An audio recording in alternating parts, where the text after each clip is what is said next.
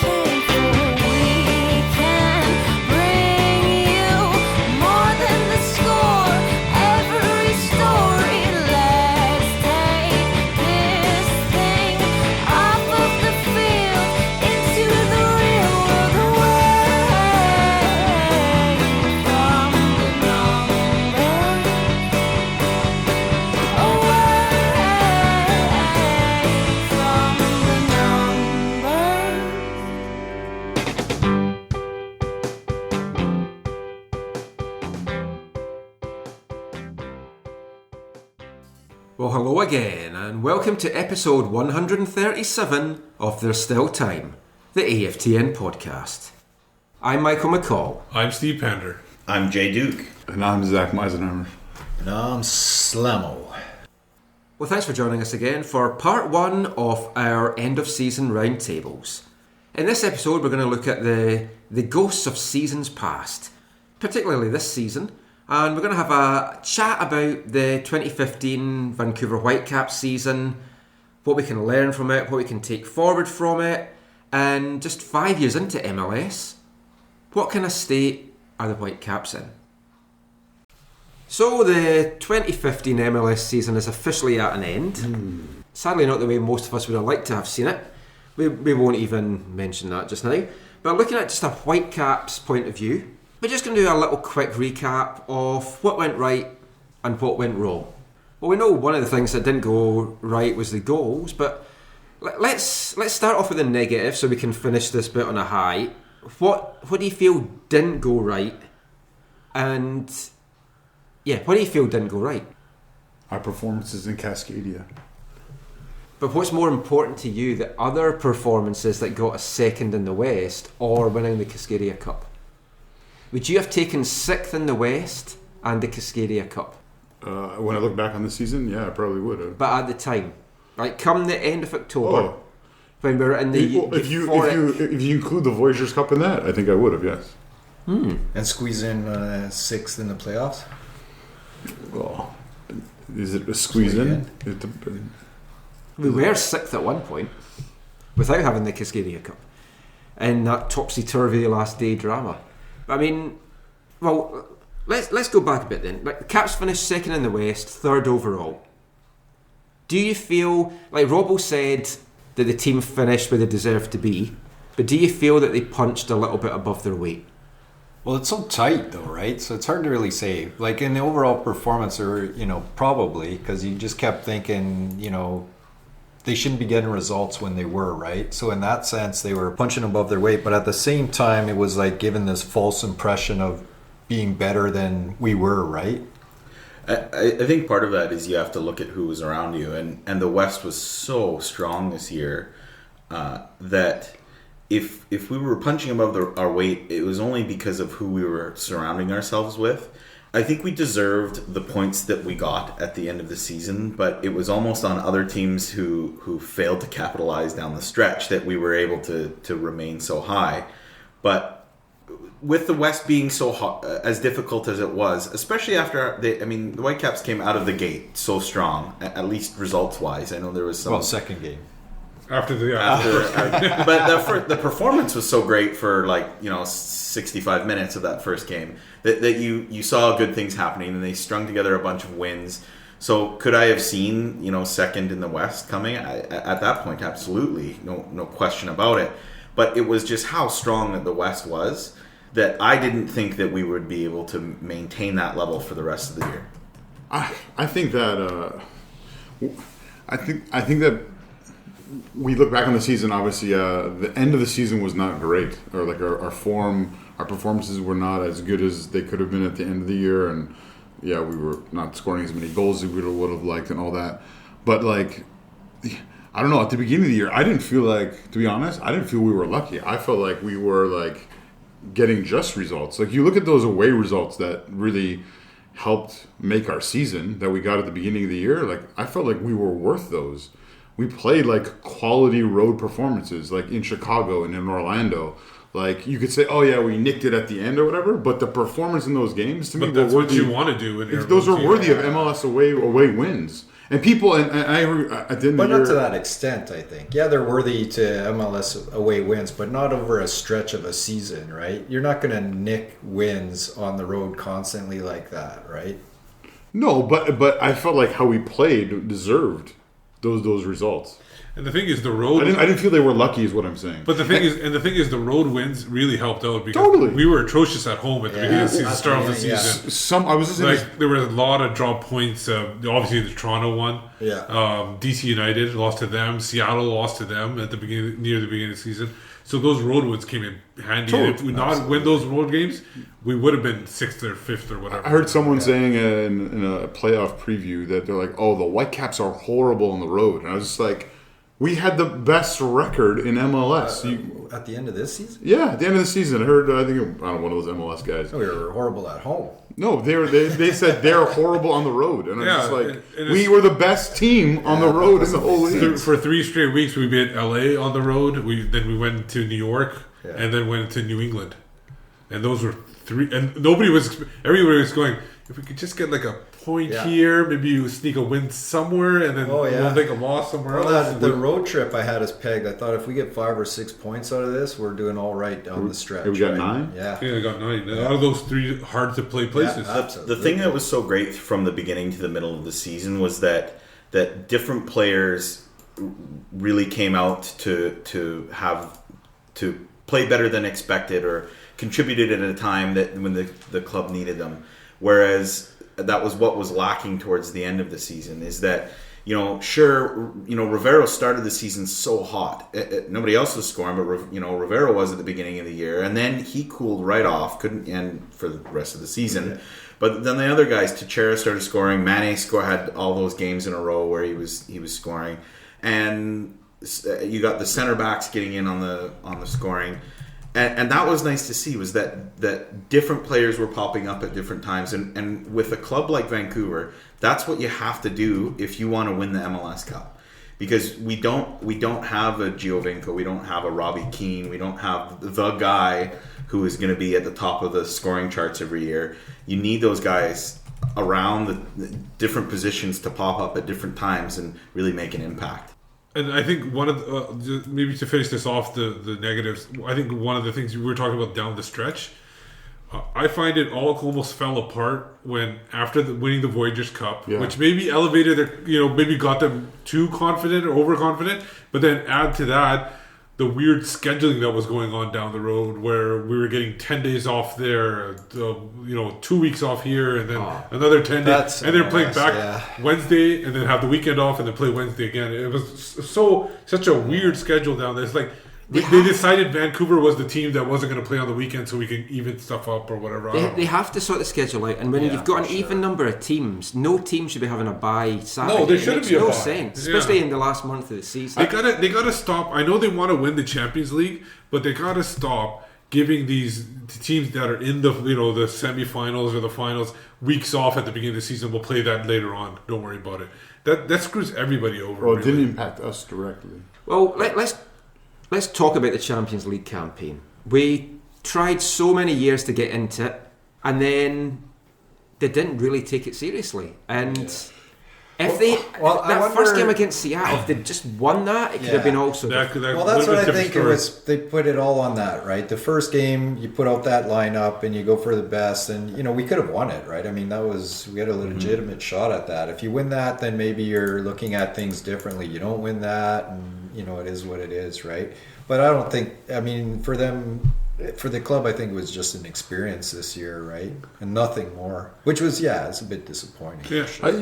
You talk about we didn't put our best foot forward or whatever. I think they had a plan that how they were going to use this, and this was to say, we think our younger players and our players who are not starting every week in MLS are quality. We want them to show that, and we want to use it as meaningful and important matches where they're getting experience. But those young players got to show up too. Exactly. They didn't show up. One of the most telling things for me was after that. I think it was after the Seattle game, and I think it was Stephen Beitasher. I talked to Beitasher after that game, and I was just like, "Wow, you're really." He wasn't in the 18. Wasn't. I was like, "Well, you're really upset about this." Like, well, I mean, I know the result wasn't great or whatever, but like, why are you so? You look angry. And he's like, I'm really pissed off because these guys are better than this. He said, in training they're lights out. The second group is lights out, and often is even better than sometimes better than the first back team. that up. And he's just like, for them to come out and play so poor overall in the game itself is really, really, really disturbing.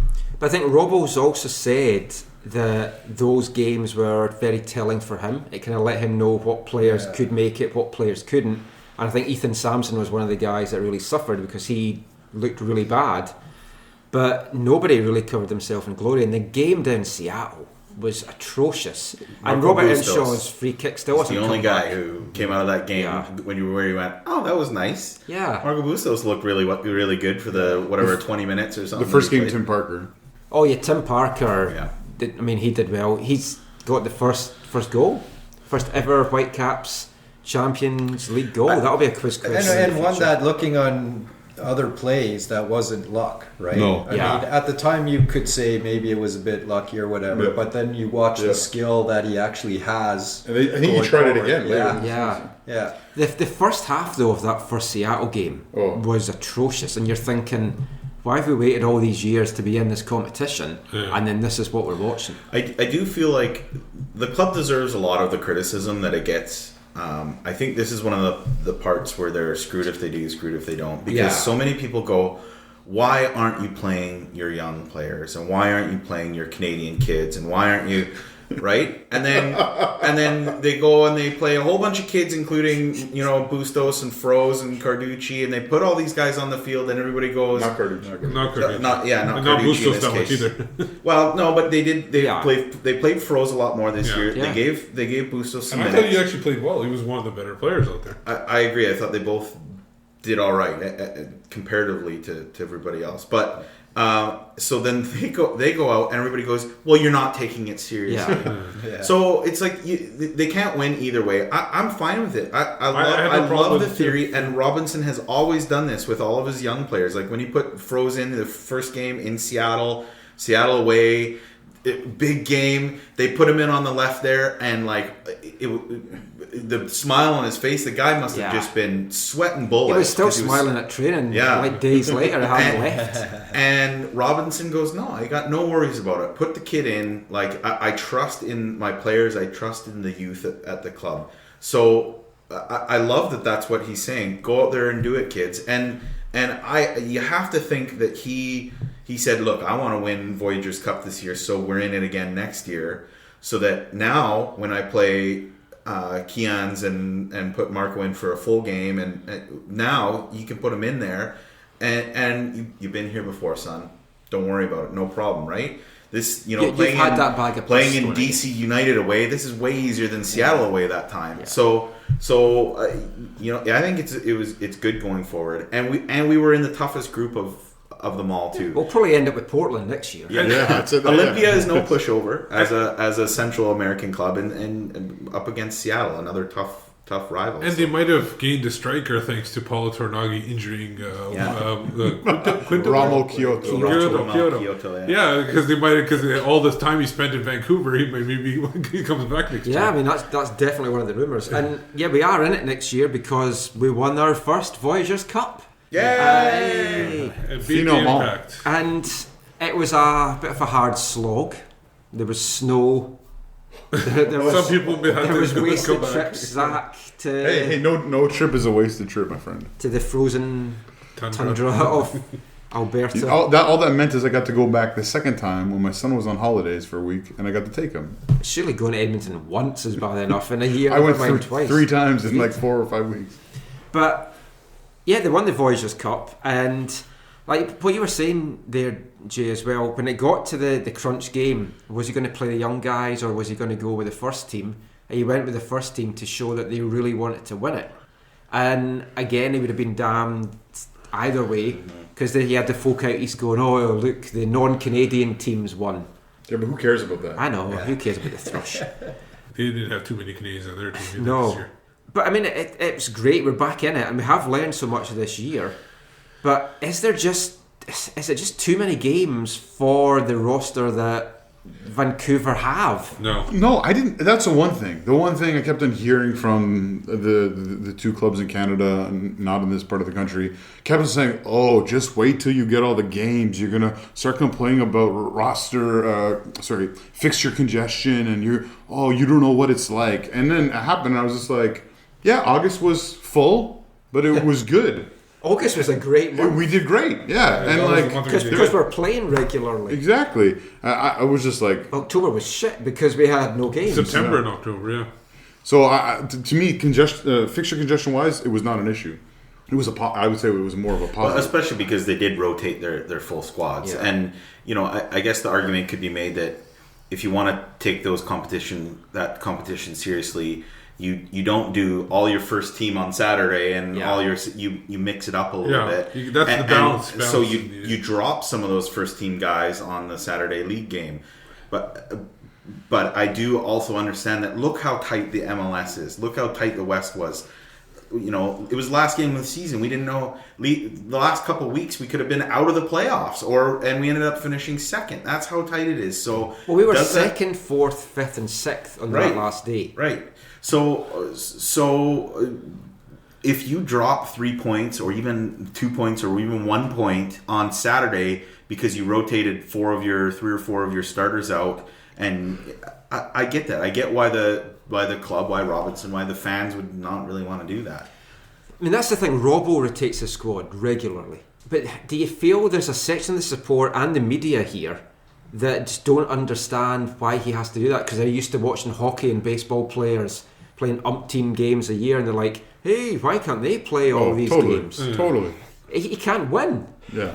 Yeah, there's always going to be an element of that when you're trying to. I mean, it's, as much as we might not think so, the reality is it is a bit of a fringe sport when it comes to a professional sport in North America, right? There's always going to be people looking at it. I remember after the Sounders game, the first Champions League game, I was walking to the elevator, and I think it was somebody who had just come to their first game or something like that, and they asked me, because I had a badge on, so they asked me, are they going to be playing the better players in the next game? They go, yeah. I go, yeah. Don't worry about it. Come back. So it was like a lot of people confused. Why are they playing like the second rate team here? Yeah, But I it's talked not someone at work into going to that first Champions League game, and I was like, I didn't even want to see them the next day. Yeah. I was thinking about not going. Because it was like 19,000, right? It was pretty good attendance. It was a pretty good. But it was because Seattle it wasn't just because of Seattle. And it was because the Voyageurs Cup. 3-4 days before we had smashed Seattle 3-0 in Seattle. That everyone was like, oh, let's go see everyone get. And it was beat a them free at home. game too, wasn't it? No. Well, yes. Yeah. For some people, yeah. First Champions League. For some people, not everybody. Yeah. So- One thing, side thing about Champions League that I really appreciated from a supporter perspective, I love Canada, but I loved having no national anthems. I really enjoyed it, and I loved how they configured the stadium a little differently. Yeah. So there was not boards all the way to the end in front of us, and that's where our players warmed up. Yeah. So those are positives for me. Yeah, I can't stand having national anthems here. It's just pointless to me. Quick question then round the table. If you were offered second in the West, third overall, and a semi-final playoff exit at the start of the season, semi-final in the Western Conference, Yeah, I hate that. would you have been happy with that? Would you have said that was a great season? Yeah, I'd love that. If you were offered that in March before first kick, maybe even after the first game against Toronto, would you have taken how the Caps finished and that exit at that round in the playoffs? Would you have been happy with that? No, we need to win. I mean, But did you think we were going to win? Like, realistically, I always think where With the roster we did had you at the think start they of were the going to season? finish? And how far did you think they were? Like, not your heart, your brain. No, in my heart, yeah, I always think we're going to win. I thought we could. If you had given in my brain, if you had said that and we had both cups, then I might have said, okay, I could probably live with that. but we only had one. I think what the second in the West, third, that's a real tough one to. First of all, no one puts a second in the West banner up in BC Place, so it's not exactly. I heard we are next year. It's not exactly anything to write home We're about. number 2. Second in the West home playoff game. It's going up. But that's the thing. Why do you want a home playoff game? Is it just because you want to sell some tickets? Yeah. And you know, Or the is it irony because is you want- fourth is actually getting a better deal, right? Because you get Totally. 2 home Yeah. playoff games. Well, guaranteed. only if you only if you win. Only if you win. Oh yeah, true. I'm assuming you win. So here's the thing: you've won your home playoff, or you've won the right to host the playoff series and get the more advantageous matchup in theory. Although some may argue that didn't work for us this year. But what does it get? What does it get for you if you don't take advantage of that? Yeah. And the Whitecaps really laid an egg. There's no other way to put it. In the playoffs here, it was not. And you can try and slice it however you want. 0-0 away, that ain't cutting it. For me, it wasn't even the 0-0. It was just that it seemed like it was almost the plan, right? Like there was. Yeah. It didn't seem like there was like we're gonna go out and take matters into our own hands. That's right? what upset me, because we talked about it in other podcasts. When you have a team, they played on Thursday, I think it was. Yeah. They played 120 minutes. 120 minutes. And they went to penalty kicks where with 22 penalty kicks. Where they should have lost. Yeah, Like I mean, 30 seconds emotionally, before they won. their emotions Yeah. are so up and down. They're drained after. absolutely. Yeah, they should have taken advantage of them and blitzed But them in the first 15, 20 that's the minutes. disadvantage of having that. Like, what did they put Gersh in the 10 role? Yeah. right. Okay. And Yeah. it's like, to me, it's like I would. That's the opportunity where throughout the season you should have had change in formation, and you could have done like a 4-1 and had 4 guys up top. And the thing that surprised me about that was because it was Russell and Matty were behind him, right? Yeah. Yeah, I could not believe how we did not put Russell further forward, because at least he's played that before and he loves that role. At least he has been an attacking player in the past. Yeah. And Gersh, to me, I know Gersh was. You probably will say he was great. To me, he did an admirable job, considering that's not a role. Doing what He did exactly what he was supposed to do. He was a great number 6 playing in the 10. I was just about to say that. But and I don't care what you say. You don't say, guys, we're gonna go get him. We're gonna go after him. They're tired. 10. We're putting He's in gonna do it. as many defensive midfielders as we can, and then we're gonna go for it. No, you're not. Like you're not gonna go for it. As an away fan, I hate going into a playoff game like that where there's, you've got a bit of an advantage. I know it's away, but it's not that far away. You got a tired team, and I'm looking an hour before the match at the starting lineup and going, well, I guess I shouldn't swear as much, but looking at the starting lineup and going, I hope we somehow produce a goal and nick a 1-0. Right? In the Whitecaps' defense, I will say this. They got hit with all the injuries and the stuff at the worst possible time. Pedro never looked right. At Mosquita was, as it turned out, the key to our successes. Who would have thought that? And Rosales is a shell of himself. Nice hair though. What are you going to do? And especially as we saw with Mane, who was the only attacking idea at all that the Whitecaps had. The second that, in the home game, second he got injured, it's like, well, that's it. We're done. Yeah. We have no other means to get the ball out of our own half. Yeah, and I mean that's the sad thing about it. It was that, and then we brought on Morrow, who we had no pace. We had nothing to threaten them with. I was shocked that we didn't bring on Maddox at that point. Yeah, I actually called for Maddox. That's how bad it was. Yeah. I think when you're in a 2-legged playoff game like that, if you don't score in that first leg, you've got a huge disadvantage. To me, it's actually better playing at home game 1, being the away team in leg 2, which then means it doesn't matter where you finish, really. Well, then why don't they let the home team choose? Yeah. I think because they should. the USL used to. Yeah. Because that would have made sense for the Whitecaps to be able to say, no, you Timbers have to fly up to Vancouver now, and you get more tired because you're the ones who have to travel. We're going to have eggs and bacon in the morning and have totally relaxed before the game, and now we get to go out and play some football. Totally. You know. I don't know if our players eat eggs and bacon on match day. Hey, there's match routines that you do no matter what. Yeah, okay? and I'm still doing the like you might routine have. every morning, and I don't even play soccer anymore, and I still have to have eggs and bacon. Yeah, Right? I'm a big eggs and bacon. I love eggs and bacon, but I'm not a professional footballer. Back to the original question, I think I would have taken the second and third overall at the start, but it's hard now looking back at it to say that we had the opportunity sitting there to get past that round, and that makes it a bit disheartening. And we brought it up. We brought it up in another podcast. But what I think, get your guys' opinion on this. This is obviously a North American way to set it up, where the cup is the end of the thing, right? And it is bigger, right? If it was a European thing where we got third in the table, and then you're basically quarterfinal exit of say FA Cup or League Cup or whatever, and then you'd still won a trophy with the Voyageurs Cup. It's for most clubs, it would be a successful season. For sure, yeah. But it's because the MLS Cup is the end.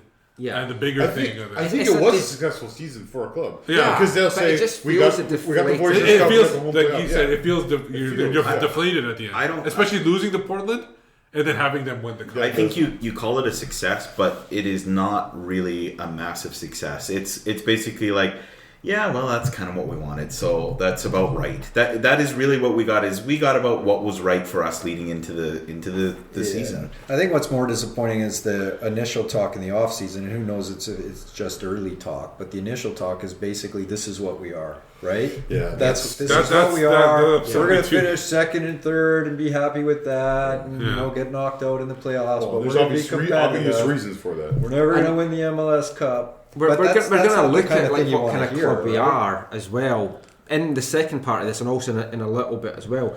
Right, last thing I'll mention on this though is looking at the season that we've had. Just quick answer here: do you feel the way that they were leading it for so long and the form that they were in the summer? Do you see it as a missed opportunity? Looking at that, our Cascadian rivals have now lifted the MLS Cup. Yeah. Was this could this be the season that we get as close as we could get, or is there more to come? That's all depending on what they decide to do. That could go. MLS is up and down. Anybody can be number one. Anybody can drop down. But it is a missed opportunity. I agree with you there. Totally missed opportunity. We have two seasons in a row where halfway through the year we recognize that we're not getting enough goals. 2 seasons in a row we've chosen not to do anything about that. We only have ourselves to blame. So yeah, I think it's a missed opportunity. And I understand there are different philosophies. You don't want, and I understand you've been burnt in the past. You bring in a guy mid-season, takes him a half year to settle, but that doesn't mean it's going to happen every time. Sure, in MLS you would say it's less likely to, but you can also say that bringing in a person early, the first bit is a bit tough, and then they settle better for the second year. Regardless, I think that it is a missed opportunity because we knew where our issue was.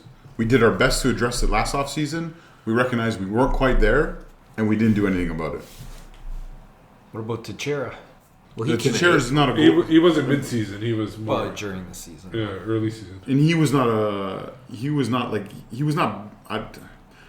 he does score goals, but that's not his primary function, I would say. Well, I think he is with us. I think he's he had to be with us. He was my second half player of the year. Me too, yeah. It's almost you have a pretty good case to make him the full-time player of the year. I think I used to win it for me. But I mean, Teixeira pushed him real close. Attacking or outfield player of the year, definitely.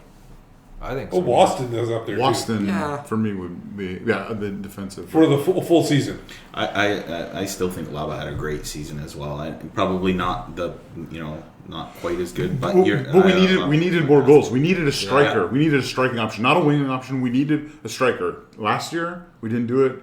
We tried to do something in the offseason. We had some progress, but I do think that they thought that Rivera was going to pot 16 this year, and he would be the answer. And it looked like he was. his and Diego Rodriguez almost had the same issue, but Diego Rodriguez was his ceiling was much. But they had other options for Diego Rodriguez. They had no other options for Rivera. Diego Rodriguez came in, and you went, "Oh man, this guy's good. He's going to play well." And then he had the ball grab and the injury, and then all of a sudden he had a couple bad games, and now he's in the USL. It hurt his morale. Yeah. And then he had some bad games in the USL. And he had some on a bad defense in the USL, so which probably all wasn't his fault, but. And it was like that was it. It was over. Rivera was the better player. I know completely different positions, so his floor was significantly lower than Diego Rodriguez's was. But you could tell his floor. The worst he could be. The worst he could be was still the best striker that we had on the team. But unfortunately, that floor had a trapdoor and he fell through it. But I think that was the reason why they probably did. They thought, and quite rightfully so, I would say that Rivero could score a whole lot of goals in this league. I still think he will. I think he will next year. I still think he will, but you need to have more. They need a striker that can push him and show it. Like he needs to be able to see that he has to be on the bench sometimes. And for us, they basically said, I think I've heard those entrusted to be stewards of our club basically say, "This is our philosophy. We're not." We're not. It took them a while to actually say it. We're not bringing anyone in this thing, which to me is foolish. Because you look at other clubs, and they have the exact opposite policy. For example, the LA Galaxy. LA Galaxy brings someone in every middle of the year, hoping that it'll push them over the top, but knowing that player will be better next year. And we refuse to do that.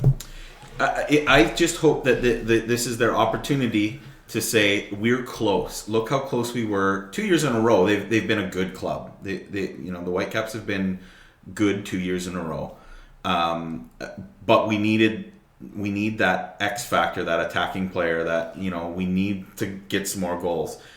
They got the TAM money. They got everything's lined up. Go out and buy one of these guys down and go and get yourself a real quality player that can play with Rivero, who can really contribute. So next year this isn't an issue. Which I think we all agree that it was a missed opportunity of the season, but. This is going to bring me now to the final part of this podcast, and you've kind of touched on it there, Jay, so it's a good time to bring it in. This season was the 5th year that the Whitecaps have been in MLS. It was also the 5th year that the Timbers have been in MLS. The Timbers now have an MLS Cup, the Whitecaps have nothing. Don't even have a Western Conference title. How much pressure do you see this Timbers win putting on the Caps front office? I would say that Zach will probably not say that we have nothing. Do we, Zach? But you're a huge fan of the front office. I don't think it puts it. Well, you like how many I don't think they'll see this pressure. How many Cascadia Cups do we have in the last 5 years? We have 2 MLS Cascadia Cups. Cups and one Voyageurs Cup. So we do have something. Suck on that. Go. I'd rather win the trophies that matter. I think all trophies matter. The Mickey Mouse Cup. Hey, that's a breed of winning mentality. That's a preseason. Yeah, I saw that. Win everything. Yeah, you were there. That was great. Did they bring it to you? Did you get to do a lap? I got to touch it. Yeah, there you go. You touched Mickey. All right. Yeah. Well, I don't think it puts any pressure on or at least I don't think they feel it puts any pressure on them, though, because I don't think most of the public cares all that much, right? I mean, we might, but I don't think your average. I could be wrong, but I don't think your average ticket buying population gives a crap. I don't think they even realize the Portland. I bet by week 10, if you asked of the 20,000 people in the stadium, there'll be more next year. 10,000 of those people, if you said who won the MLS Cup last year, they would go, LA? Yeah, I don't know. So well, I don't know. I tuned in to watch it, and there was some chicks curling on. I don't know. I didn't watch the game live. I PVR'd it, and it's like, I've missed the first 8 minutes and the first 2 goals. Portland scored 2 goals. I'll just turn it off now. Never record TSN 1, TSN 4, I know, 5. I always allow extra for extra time. Like a pessimist that way. But God, yeah, I feel it does put a bit of pressure on them though from the hardcore. Yeah, from the hardcore. And the media. mouthy folk on Twitter in particular. I don't know about the media though. I think the media, some will mention it. Portland won. How about you guys this year? Well, they fired everybody though. That's true. Well, they didn't fire him, What but media? everyone got fired. Yeah. But I just don't think the media would care enough to put the hard pressure on the front office that they need to amp their game. Plus, there are, 12 more bike lanes? Oh. Whitecaps will be way down the list of things to talk about on sports radio. So 5 years in then, where do you see the Whitecaps at in MLS? A successful team? Well, let's pretend 3 years didn't exist. Let's definitely And pretend then- year one But did. you can't. That's part of what makes where we are now somewhat impressive. You know, the Whitecaps look right now like they are always going to be a significant contribution in the league. Yeah. Right now, you never wonder like, oh, those also rans the Whitecaps, because we were the absolute welcome mat to the league, and Should have been relegated. Yeah. should have been relegated. Yeah. So we've moved up to a point where it's like I don't think we'll ever see days like that again. And I know you watch enough football, that'll probably happen one day. I'm But pretty sure Chicago fans felt the same. exactly. But that's the So I the like point. them all. If we don't appoint Frank Yallop, we should be okay. That's the point, and hopefully we have learned from this, and we've brought these good people in, like Marius Rotha, like Carl Robinson, who really understand, how to build this club. And don't forget former East Fife player and coach Gordon Forrest. That's right. So 5 years in, have they done well? Yeah, they've made a ton of screw ups. There's been a bunch of hurdles, but I think at least the club is in a place now where, are we at the top of the league? Is overall no, but are we there and thereabouts? I think so. I think we're looking up basically. If you're We're looking at a graph. There's still the sense though that there's like too many key pieces that need to be there, that if they aren't there, we're back at year one, right? And that's what, so you mentioned I agree Marius, with, right? There's yeah. guys in, which is why when we had the discussion with who was going to take over for Rennie, we were talking Robo or Yallop, and I still think Yallop would have been a fine fit here because of the personality. Forget building team, anything like that. I think our club needs that guy like Marius who's going to go on Twitter and goes, I'll make this happen, screw this is nonsense, right? And I don't think that's not our club. But hopefully, That's the Timbers. The Timbers are totally like that. The Timbers, there's a personality where they're going to go to the frickin' playground and push some kid down and steal his ice cream, right? We're not going to do that, man. We're But going to that's- push our own kids down and go, give me your money. That's what we're going to do. that's what I hope that that's Right? Literally. That's what I hope the club has learned from this. Is Yeah, that you hope so. is but that when we based wanted on to what? run everything on day one, it was just an unmitigated disaster, and top to bottom, the on the field, off the field, in the stands, Yeah. everything was terrible. And now it's like I don't feel shame to tell anybody that I'm a Whitecaps fan, that that the Whitecaps are my club. So I've hoped that they've learned that. And when Robinson does move on, I'm not one to say that I think we always think our guys are going to Europe. Kofi was gone to Europe. Mane was gone to Europe. All our players were gone to Europe. Robinson, he's going to Swansea. Okay, whatever. That was the Rio Coker Yeah, effect. he'll probably be here for another year or two, but he's going to move on one day. And I hope we've learned about this is how you have to operate. Yeah. This is the attitude that you have to have. I think we succeed. We've had this upward trajectory on the field, succeeding with some good people in place in the technical side of things. Yeah, absolutely. But I think that the other side of things has not developed enough and is not what it should be. And so I think without sorting that out, I don't think we'll be the club that you want. I don't think you want, Samo, and I know I want. I think this will sound harsh, but I think there's a lot of good people who work there. There's a lot of good people doing a lot of great things there, but overall, I think there's too many things are done in a way that are not the way they should be done, and that holds us back. Yeah. And I probably can't even talk Well, about. can we- Probably can't even talk about the ways that they hold us Can back. we talk about cause rings? Like, do you want to, can we talk about, like, that's the sort of That's a thing, good right? example. That's a good example. Why is a player buying rings for his teammates. That should have been, something that the club acknowledged, right? It should Especially have been being in the something- first Voyageurs Cup. Exactly. Well, why It did the should have been CSA a- not present the rings in the first place? Like Well, a proper organisation. They do. They got medals from the CSA. Yeah, but everyone. Well, actually, I'd prefer a medal because, like Robbo said, he's not a Yeah, ring. I was He gonna- said he's not never going to everybody's wear gonna it. wear a ring. Yeah. Yeah. But it's still a gesture, right? Yeah. Everybody's So- gonna wear a medal. Like you It's- go to a wedding and you put your medal on. Yeah. It's super awesome that Ka did that, right? And Yeah. that's No, it is. absolutely what It's he amazing. brings to the club. That's But leadership. But it would have been super cool if the FO would have done that, and who knows, And this throw is- in a weekend in freaking But you know what their Vegas but you know, for families but you know what their or response something, right? would be, right? Their response. I mean, I'm going a bit. I don't know if they have enough time for that. I'm not. No, I know, I'm not. But just saying. But I mean, it's something that shows class. But the No, problem is their response to that kind of thing would be, no, we're not going to spend money on that. It's not in the budget because we're this club that's so run too much as a business and not enough Exactly, as a that's what I'm club. saying. That's and my that's point. a huge problem. Yeah. And when it comes down to it, everything is about money. And some people will listen to this and they'll say, well, yeah, of course it's a business. Shut up. What are you talking about? Yeah. No, this is a football club. It's bigger than a business. It's different than a business. And to me, when you allow those things, that's more important than people, and then you have a problem. Yeah, it's little things, right? It's the little things that make it, make people want to be a part of something bigger. Yeah. right? I don't think the club should have felt obligated to buy the rings because if you're the club, and this is the kind of the problem, is that the club will go, well, they got a medal, so that's from the CS. Like, we got you guys a medal. You won the thing. That's your token souvenir. Yeah. You should. That's great. Okay, we're done here. Whereas the club has never shown that they've said we're going to take this one step further because we have so much pride, exactly. and we love the people that we're surrounded with, and That's that's the what I'm problem talking is about. that they haven't ever gone above and beyond.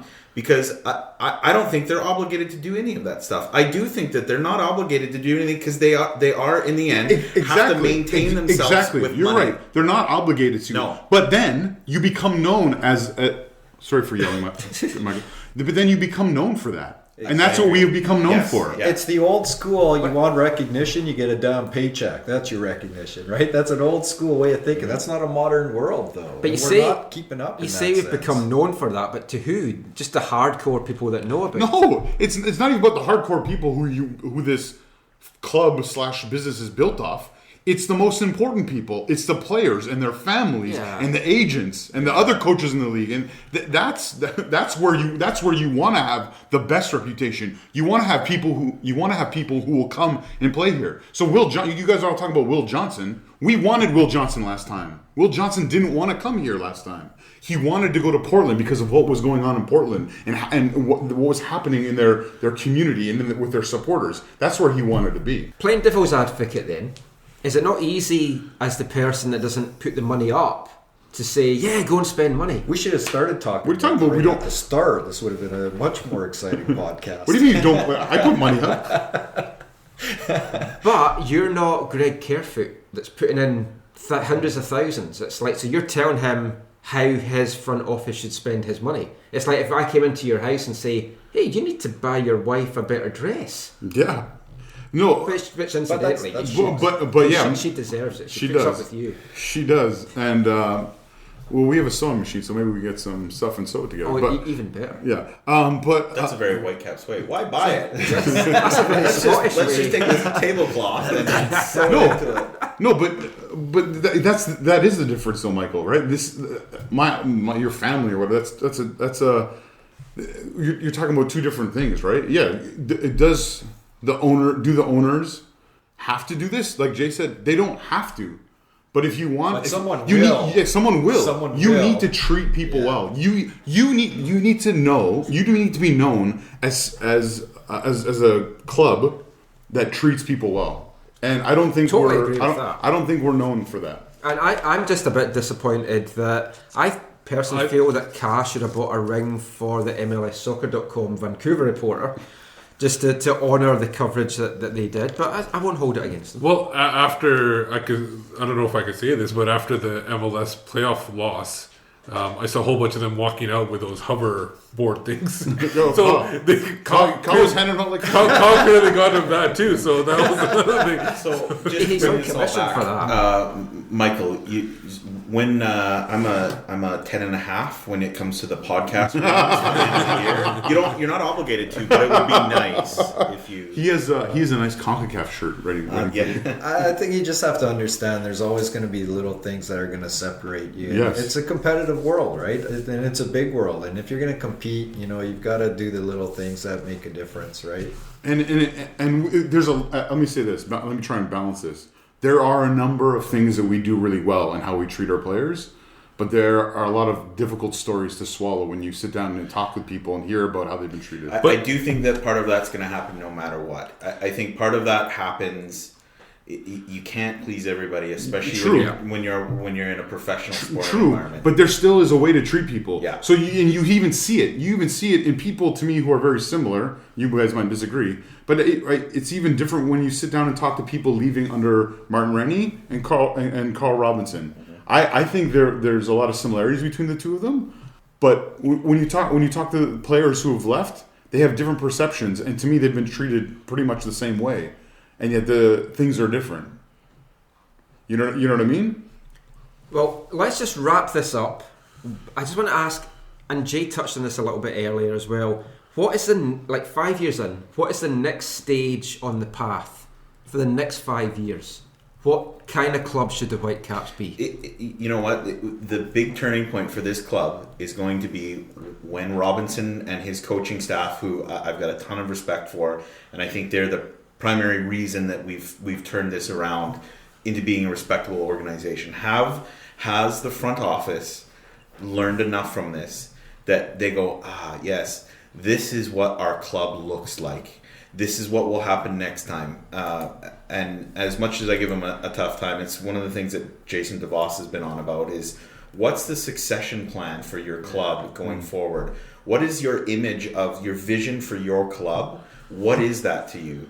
And it seemed like they if it was just left into the front office, there's so many of those oh shucks moments like we didn't know. Okay, make your own destiny, forge your own path, and that's what they have to do. They have to know what their plan is. They need to be thinking about that now because it's read the tea leaves. Robinson's not going to be here forever, for one reason or another. So. They need to know what's going to happen once we go through another transition. Well, I think we're going to find out July 1st if David Oosted's still here, right? That'll be a big step into what kind of club are we going to be. Are we going to be the club that learns from the Camilo? Are we going to be Camilo's the bad guy, we should never speak his name and we did nothing wrong and, it's all him type thing, right? Are we going to continue that? We lost Cumiento. Right? Similar circumstance. Camilo obviously wasn't similar circumstance at all, but we lost him, and whatever your take on that is, there was obviously mutual problems there. So now Oosted's the next one, right? Who wants, he's on an option year. Are they going to sell him in June, lose him, or, are they going to re-up him and pay him, right?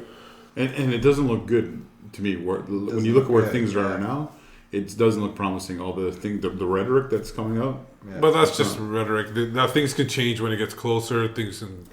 Things can also fall apart. Spend the money. We talked about the money already. Spend the money, and keep the things that are working together and build on the things that aren't working, right? Yeah. Or cut your losses now and say we really wanted to keep David, but in the league that it is now, be decisive. Find someone to sell him to back in Europe and get some money out of it now. Well, it's going to happen in the summer. Goalkeepers are rarely ever transferred in mid-season because Europe. You know what I mean, right? They need to be decisive. Yeah. They need to be decisive. They can't be in a spot where Alain Rochat. They need to make room for this. Actually came back to Ousted. They need to make room for Ousted. Instead of searching to see where Alain maybe wants to go back to Europe, they decide to just trade him off to DC. All of a sudden, within weeks, DC has an offer and sends it back to Europe, and that was a pretty good. Which is all because they bought out Barry Robson. Yeah. And then you have options, right? Even if you're proactive with this, you have those options of selling in the summer window and holding on. Say transferring him after the season type thing. And you can be honest with the player and say, Exactly. David, we want to keep you. Exactly. But the MLS roster rules suck. They're stupid. We can't just pay you $500-600 grand. We'd love to, but we can't because of how the roster rules work. So, you know, we'd like to keep you on this, and if that doesn't work, we'd like to sell you. And you know, tell us your thoughts, David. How do you feel about this? Like for me, to talk about the next 5 year thing, I think within 2 to 3 years, we need to see guys like Bustos, Froze, Adekugbe. If they're not sold off somewhere, they need to be solid starters and be impact players.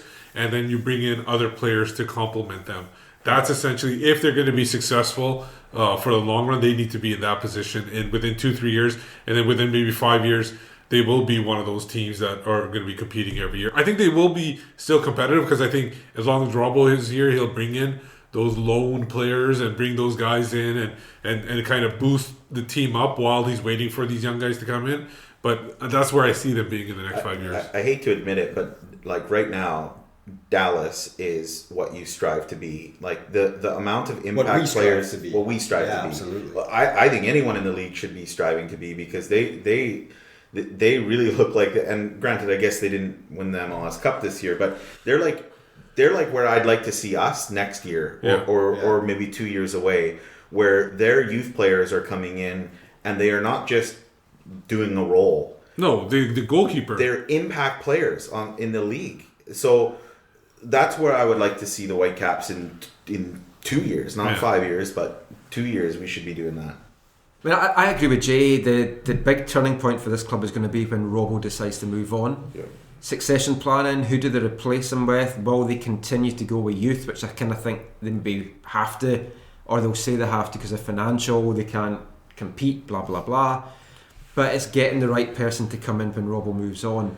And if Robbo had got to the MLS Cup, there is a chance he may have moved on this off-season. The fact that he didn't, and we're going to review Robbo's performance in the next episode of the podcast, we're going to have him for at least another year, but then after that, I mean, who knows? And if you listen to our chat with Robbo, you'll see that was a question that we asked him. But anyway, that's it for this episode.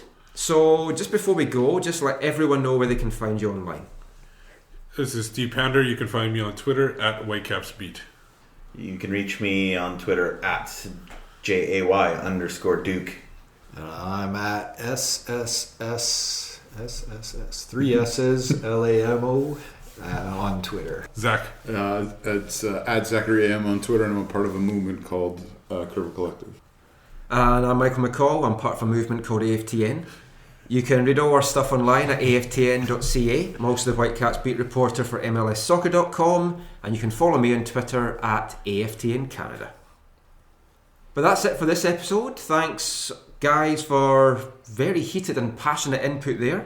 So until next time, thanks for listening. Take care, and come on the Caps!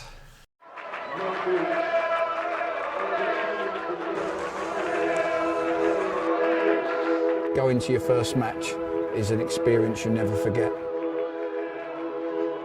The atmosphere of what's going on around the pitch looks beautiful, and you always look and go, wow, I'd love to play here one day. If you get the bug, it's going to stay with you for life.